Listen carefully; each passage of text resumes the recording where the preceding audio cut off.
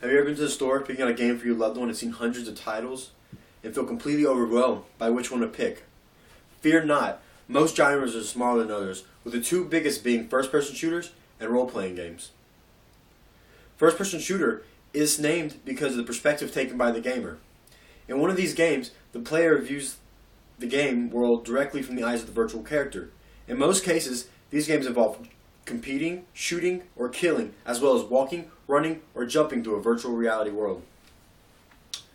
These games are often called twitchy because of the necessity for quick reaction and good hand-eye coordination. The other is a role-playing game. This is a game genre where one or more players adopts a role and acts it out in a virtual reality world. Usually a role-playing game will set you on an adventure or a quest. I'm going to talk more about the first-person shooters because I think they are better than role-playing games. Halo, Call of Duty, Battlefield, these are just few of the most popular first-person shooters out there today. These games evoke high-intensity, quick-paced, blow-and-go action that is unlike any other game series. With all the mindless violence, as the role-playing game would say, is there any proof that there is more first-person shooters? Actually, a recent study showed that people who play first-person shooters are found to be less aggressive and fearful. Their study was conducted with two groups. The first group was allowed to play the games every day for the week, and the second group did not play the games. And what they did was they took some cards, and in these cards they had different pictures. And what they did was they put some very disturbing pictures in them. And what happened was whenever the people who did not play the games would see the disturbing images, they measured that the front lobe in the brain would react to it. And that's the part of your brain that controls your fear and aggression.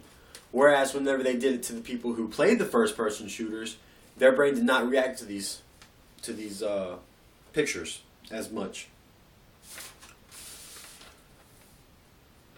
This shows that blaming first-person shooters for violence is not the answer, and that it's actually a helper. This could possibly be because of the stress relieving of the video game. Another study also showed that a first-person shooter increased your hand-eye coordination as well as your reaction time. Does any of this sound like it'd be horrible? Not to me. Another benefit of a first-person shooter would be the playability and overall health. People who play a first-person shooter have quick matches of high and intense violence, and eventually, after the story are over and you have mastered multiplayer, something better either comes out or something causes you to tone down your playing.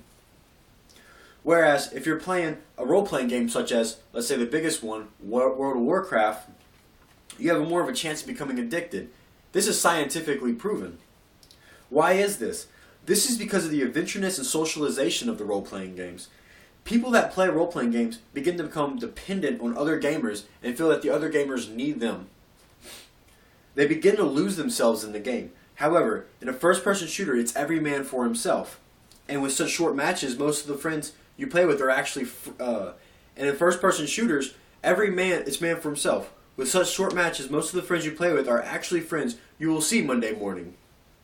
And keep socialization and remain face-to-face with. In my conclusion, I want to restate that first-person shooter games such as Halo and Call of Duty are more beneficial than role-playing games. These include health and social aspects. So for people looking to know which I would go with, the first-person shooter, because you don't want you or your loved one to become a social zombie or an outcast to the internet.